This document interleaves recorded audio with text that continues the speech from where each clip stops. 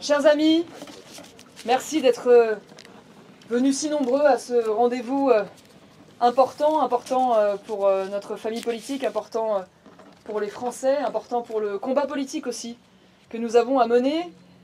Je suis devant vous ce matin pour honorer l'une des plus grandes femmes, l'une des figures les plus populaires, les plus héroïques de notre grande histoire de France.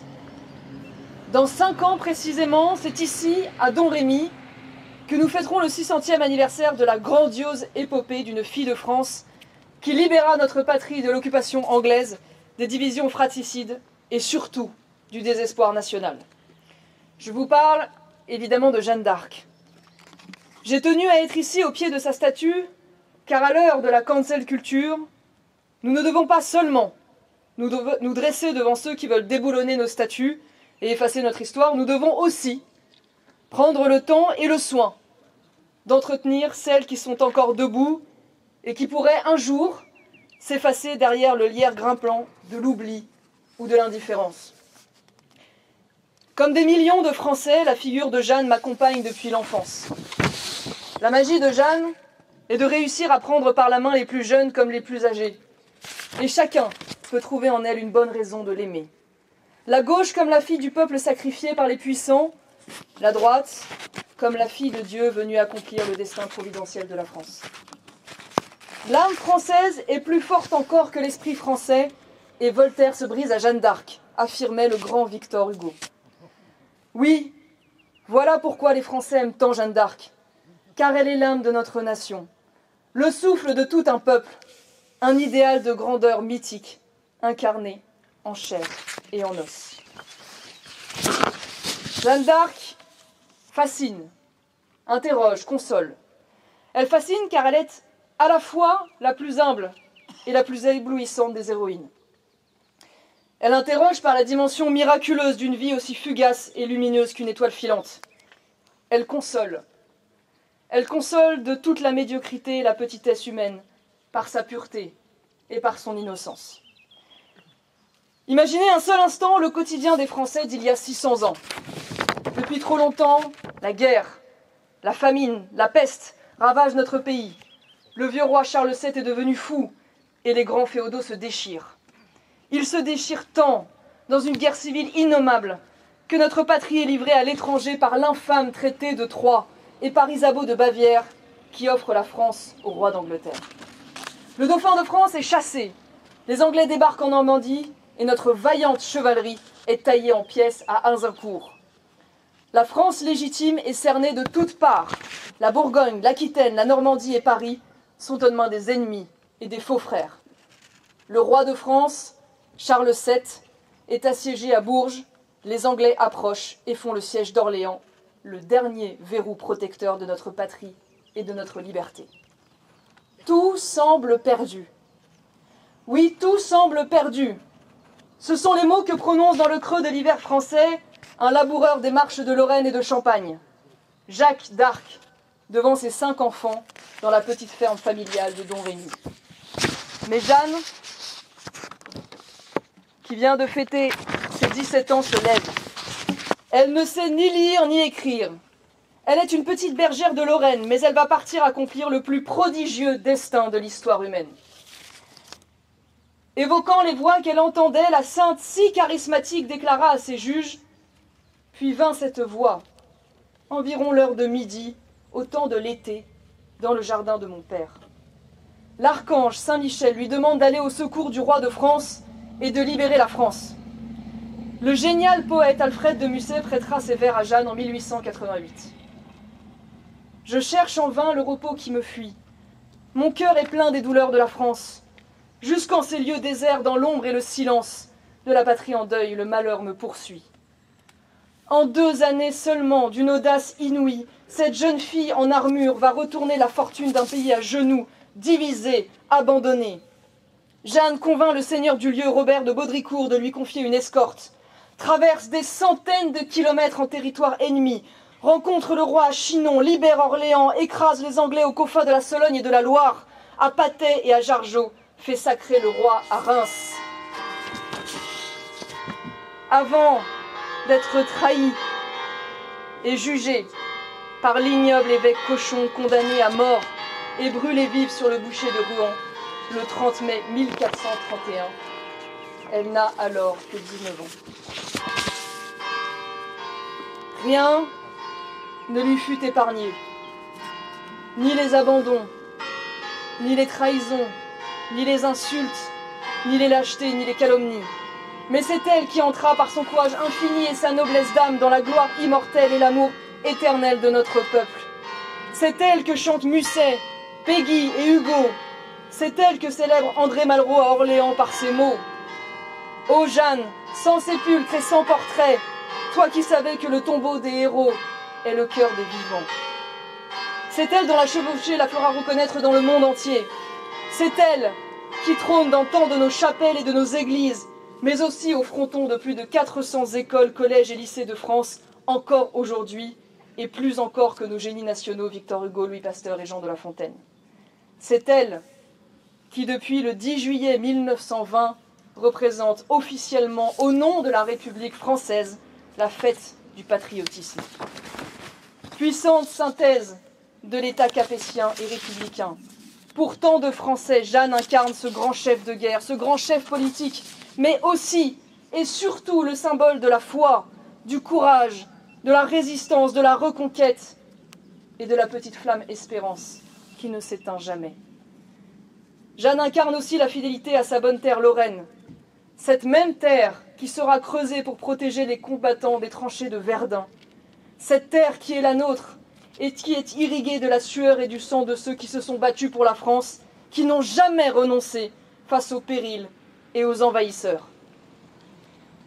Pour ne jamais oublier d'être audacieux, pour ne jamais oublier d'être brave, pour ne jamais oublier d'être français, c'est cette histoire glorieuse que je suis venue honorer avec vous ce matin.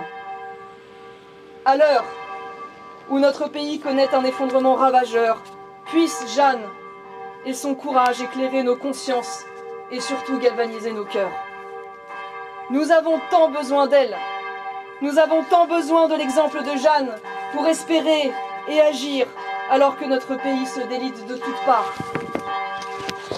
Il y a grand pitié au royaume de France. Pas un jour sans un symptôme du déclassement.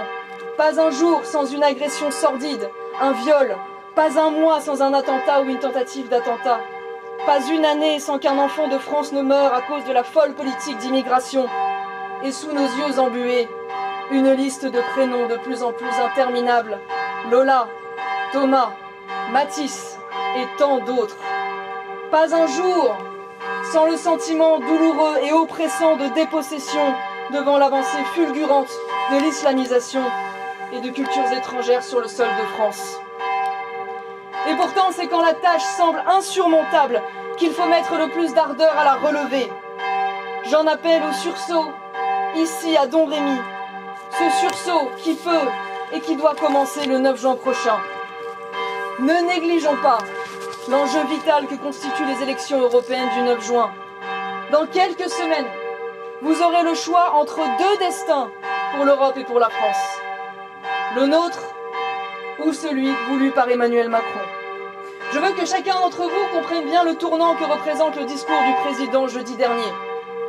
Pendant près de 2 longues heures, très longues heures, Emmanuel Macron a détaillé son plan pour l'Europe. Son funeste plan, devrais-je dire, pour l'Europe. Il veut une Europe qui s'élargira sans limite jusqu'à 35 ou 40 pays. Il veut la fin du droit de veto pour la France, autrement dit la fin de la capacité de notre pays à décider pour lui-même.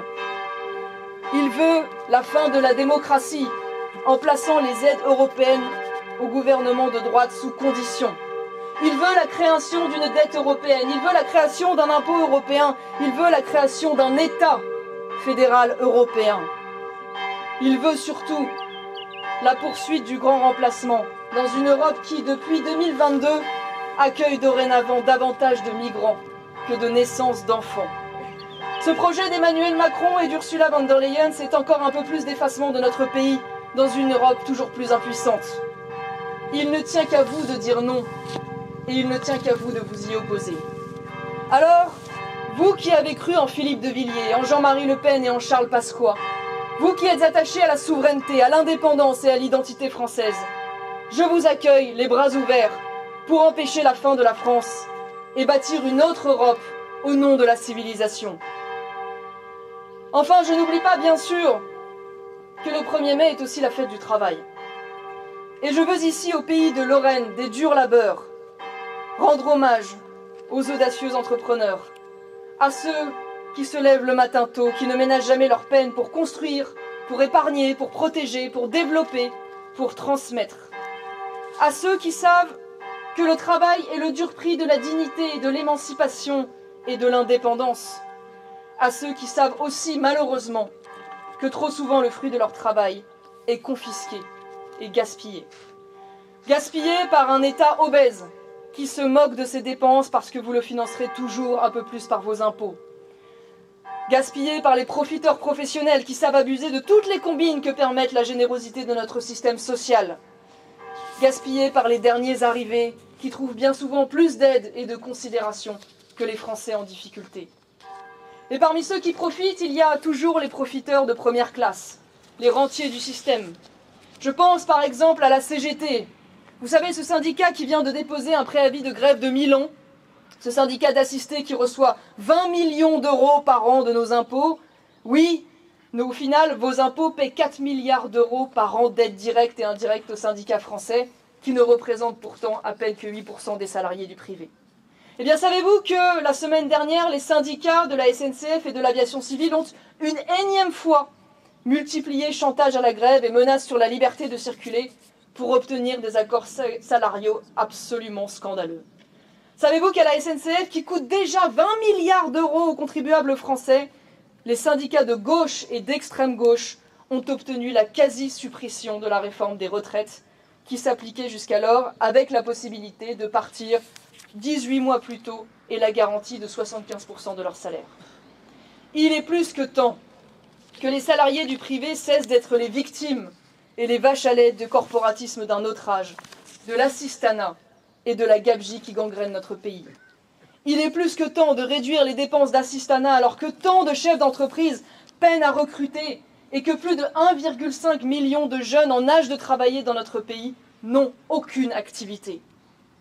Imaginez que sur 1 000 euros de dépenses publiques, 576 euros vont aux dépenses sociales contre 23 euros pour notre sécurité et 7 euros pour la justice. Il est plus que temps de faire les économies qui s'imposent. Il est plus que temps de réformer et de réduire la fonction publique, en commençant par réduire considérablement le périmètre de l'État et là où il est nécessaire, interdire le droit de grève dans la fonction publique pour que cessent les prises d'otages de la part de ceux qui ont de la garantie de l'emploi à vie. Notre pays ne le sait pas, mais il est malade du socialisme. Oh, c'est vrai, les socialistes n'ont fait que 2% à la dernière élection présidentielle, et pourtant, ils continuent de diriger le pays dans les plus hautes sphères, de la Cour des comptes au Conseil d'État, mais aussi et surtout au ministère de l'économie. On taxe encore et encore, on emprunte, on s'endette, avec une dette qui deviendra bientôt le premier poste de dépense de l'État. On asphyxie les entreprises, on asphyxie les classes moyennes qui portent le pays à bout de bras. Et parfois, quand les Français font mine de s'exaspérer un peu, on leur consent un chèque. Un chèque énergie, une allocation rentrée scolaire, une prime auto, un chèque ceci, une ristourne cela, et on redonne un peu de ce que l'on a beaucoup pris. Ils l'ont tous fait, à gauche comme à droite.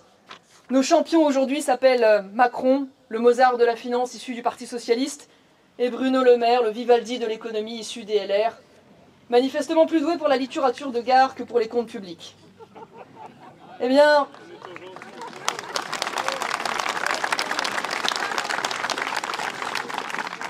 nous vous le disons sans détour, la France meurt du coup de l'immigration et de cette vision socialiste de l'appauvrissement général et de la médiocrité.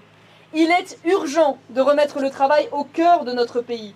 Non pas comme le propose Gabriel Attal avec la semaine de 4 jours dans la fonction publique, mais au contraire, par la lutte contre l'assistanat et la revalorisation des revenus.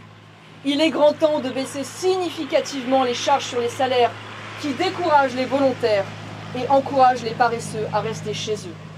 Je dis aux salariés, aux chefs d'entreprise, aux agriculteurs, aux artisans, aux commerçants, aux soignants, aux professions libérales et à tous les indépendants, à tous ces travailleurs abandonnés par la gauche, Reconquête est à vos côtés. Pour ce combat, et pour tous les autres. Jeanne est une figure inspirante car elle symbolise la foi en la vérité et la foi en la liberté. Comptez sur nous inlassablement pour poursuivre ces deux vertus et pour ne jamais baisser les yeux, ni à Paris, ni à Bruxelles, face aux wokistes qui veulent la fin de la France, face aux islamo-gauchistes qui veulent faire de la prestigieuse école de Sciences Po le consulat du Hamas, face aux extrémistes verts qui veulent faire disparaître nos agriculteurs pour de la viande de synthèse, face à cet activisme LGBT qui veut légaliser l'odieuse GPA et ainsi transformer la mère et le bébé en objet de contrat, face à tous ces technos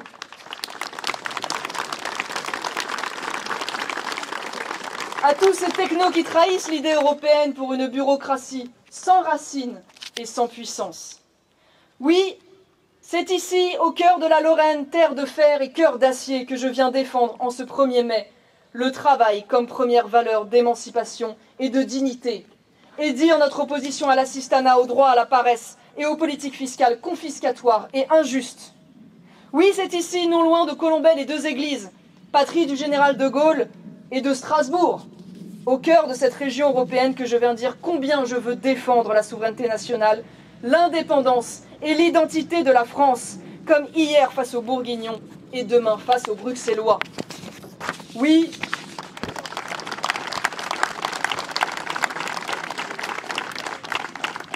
c'est ici, dans son village de naissance, que j'en appelle à Jeanne d'Arc, figure de l'effort et de l'espérance pour nous aider, nous Français, à trouver en nous l'énergie et la force de nous relever et de poursuivre notre histoire à nul autre pareil. Vive Jeanne d'Arc, jeune fille de la terre et du ciel, vive la Lorraine, vive le travail et surtout, vive la France!